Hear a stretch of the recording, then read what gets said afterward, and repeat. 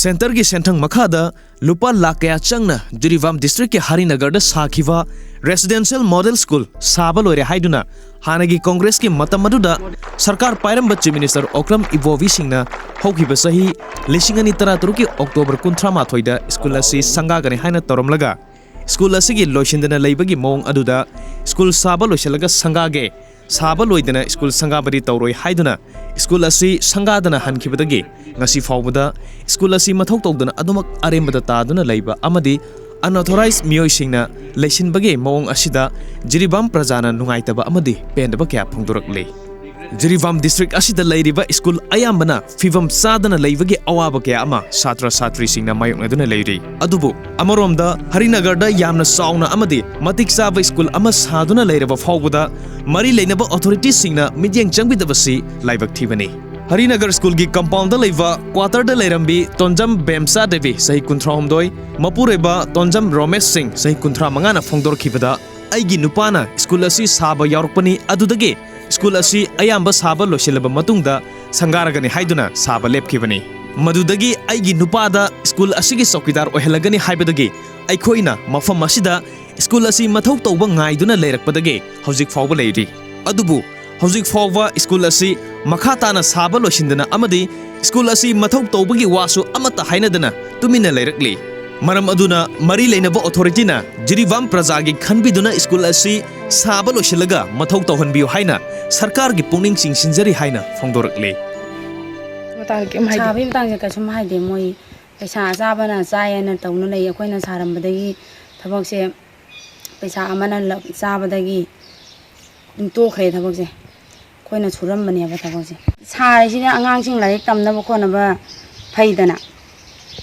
दो लाइक तो तमदी आगांग मांगजगद मैम लेरे तमहनिंगी मेदी अखोई निपान जुमजे साबनीना अदुम चही 3-4 सुजरे नंजी लेरिसे हिरम असिगी मतंगदा स्टूडेंट ऑर्गेनाइजेशन सिंगी मरक्तगी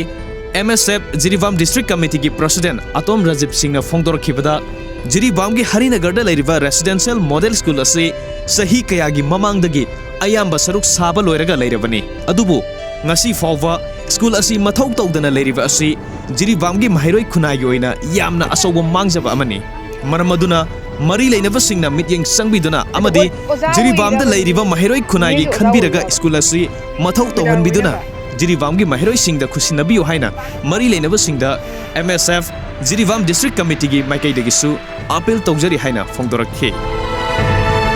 Desam Jiribam district council gi president L Bilak Singh na haikibada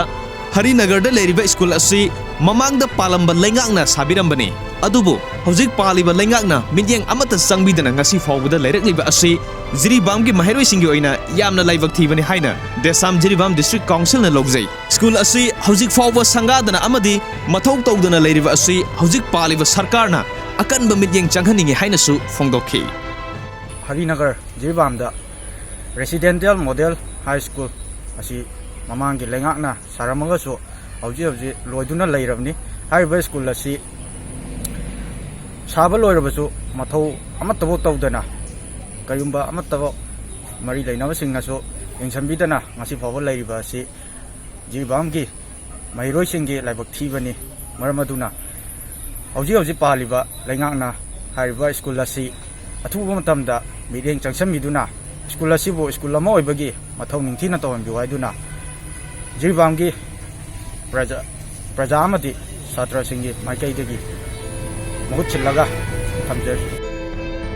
निंगसिंगबा याय स्कूल असी साबा लोसिंदबना संगाबिगनो हाइदुना Jiribam की ऑर्गेनाइजेशन सिंग all Jiribam united clubs association अजुका जिरी डेवलपमेंट ऑर्गेनाइजेशन JDO अमदी मैरा पाइबी सिंगना संगाद्रिंगाई मांगजौनना इंस्पेक्शन चतुना येंगसिलबा मतुंगदा वाफम सिंग असी फोंदोकिबसु लैखि